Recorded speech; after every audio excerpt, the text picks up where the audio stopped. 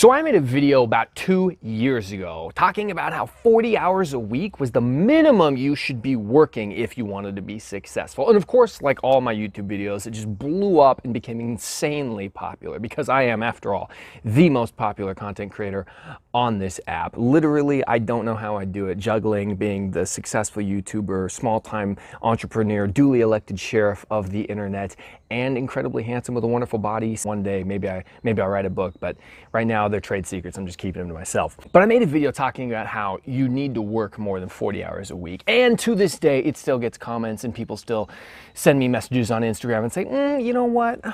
I don't really think that that's what I want to do. I just don't agree with it. I just don't think I should have to. Allow me to go ahead and elaborate. I'm going to go ahead and redo that video and add some clarifying points that are more important and that I can now attest to. And I'm going to prove mathematically why an 80-hour work week is exactly what you should be doing. I'm going to prove without a shadow of a doubt that if you employ the 80-hour work week for 10 years, you will be able to quit your job and live a life that you've always wanted.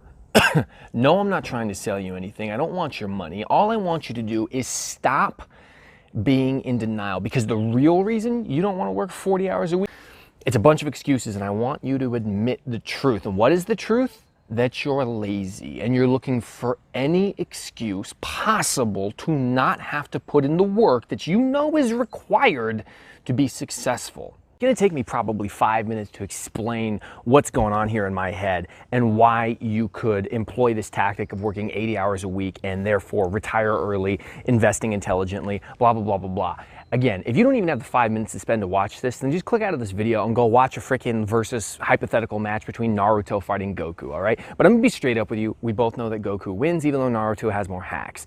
That being said, if you actually want to change your life and not fall prey to the same trap that I was in for a long time, the mental thinking of, I don't owe these corporations, I don't owe this company any more of my time, I'm gonna stick it to them and just put in the bare minimum, you're gonna be forever stuck in that world. Or you could devote 5 to 10 minutes of your time to actually watch this freaking video, like it, subscribe, help a brother out, because I put this crap out for free for you when I don't need to, and maybe you'll learn something, maybe you'll actually benefit, maybe, and here's the crazy thing, you will find that if you employ these practices, you won't have to work 40 hours a week from 18 to 65, and then retire and realize you don't make enough and go back to work at 68.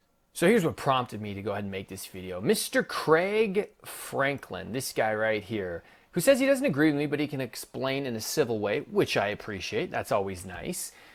He says he understands where I'm coming from, but he realizes that not everybody wants to climb to the absolute top. I don't think everybody should be forced into this crappy rat race to the bottom. Interesting. Now, what I really wanted to get from this guy, and I eventually kind of get him to admit to it down here, and I'll go ahead and show you. And you can go to the video. I'll put the link in the description. Go to the video. You can read through all the comments. I won't do that here because it's just kind of boring. But the point I'm trying to make, what I want him to admit is that he's lazy and that he wants to be lazy. But you see, here's the thing. It's not popular. It's not considered good. It's not considered noteworthy or laudable or praiseworthy to just come right out and be like, I'm lazy and I don't want to work hard, right? So instead, what do? Well, you say, well, studies show that if you actually work less, you're more productive. Okay, based upon what metric? And also studies show that you'll be happier, and studies show that you'll actually be healthier. And sure, I mean, it's possible that if you work an extremely stressful job and you then don't work as much, you could be healthier long term. I understand that. But what I wanted to get from him was for him to just admit that he's lazy. Now, he's not going to admit that he's lazy. He's going to take the noble route, the dyed-in-the-wool socialist, anti-capitalist route of, well, you shouldn't be giving any of these corporations, any of these companies, even a little bit more of your time because they don't deserve it. Screw them. Let's go ahead and read. Where is that comment? I'll say that if you're someone that's trying to build a business or passion project, you're probably happy to pour your heart and soul into it. Agreed. But not that many people get that privilege. Well, it's up to them to find that privilege. And I don't know if privilege is the right word, maybe opportunity?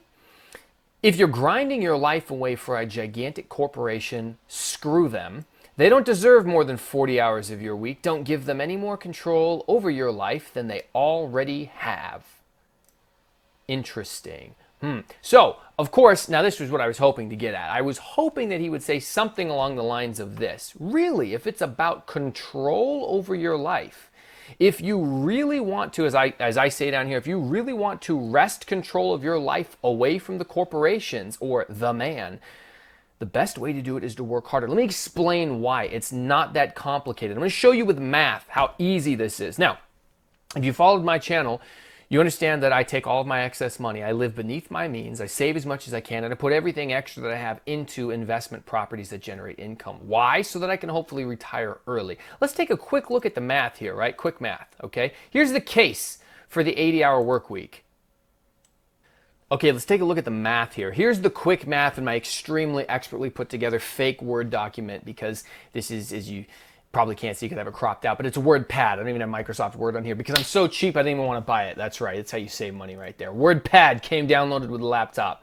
All right, the case for the 80-hour work week. Wow. All right, 40 hours a week times 50, right? So you work 40 hours a week. How many weeks in a year? 52 weeks in a year. That's 2,080 hours worked per year, right? Now, if the average person gets a job at 18 and works until the ripe old age of 65 when they can retire and begin to collect retirement, potentially Social Security, if it's still around for you and me, which it probably won't be, they're working about 47 years. Okay, so 47 years times 2,080 hours per year is a grand total of 97,760 hours worked. That's a lot of hours. Now let's put that in context with what would happen if you worked 80 hours a week, but only had to do that for 10 years.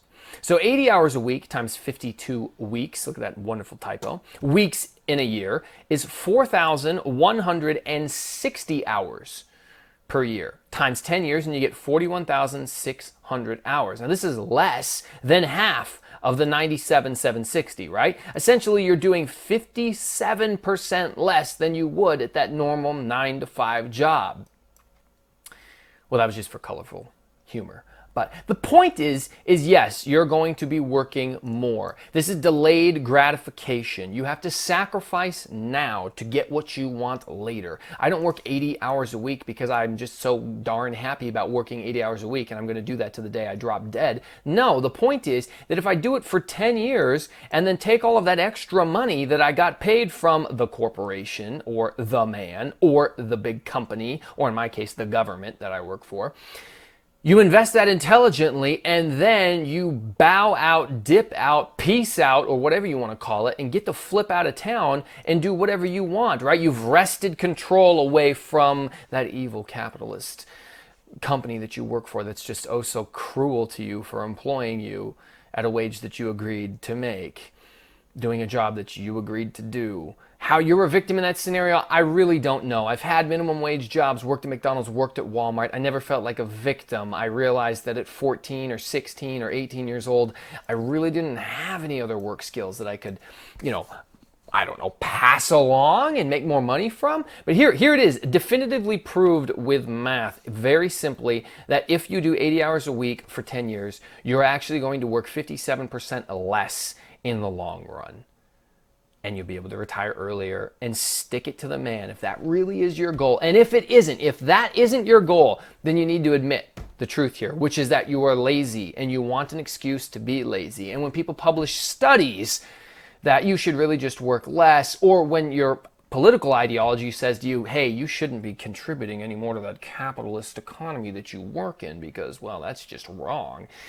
You're being lazy. Just be honest about it. You don't want to work. And if that's how you feel, if you really just don't want to work more because you're content with doing 40 hours a week and you're content with just scraping by. If you go back and read that guy's comments, he talks about people just scraping by and living at this barely at the ceiling level for poverty. If that's what you want and that's the lifestyle you want, then more power to you. If you are happy and content with that, I have no problems with you. But if you're going to cast stones at the recipe to success while sitting over there complaining that you're frustrated that you're being taken advantage of when you won't do the proven system to get you out of that miserable life that you claim to hate so much, grow up and take some responsibility and be accountable for your own destiny, because whining and complaining and hoping that the government is going to somehow fix it. It's just not going to happen. It doesn't matter who you vote in. It doesn't matter which political party is in power. It doesn't matter if it's Kanye himself who just declared that he's running for president and absolutely has my vote, because we all know he's going to have the best lineup of walkout music prior to his presidential speeches ever, right?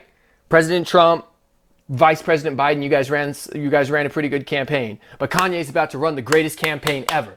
Of all time, right? Where's the Taylor Swift clip? I need to put that in here.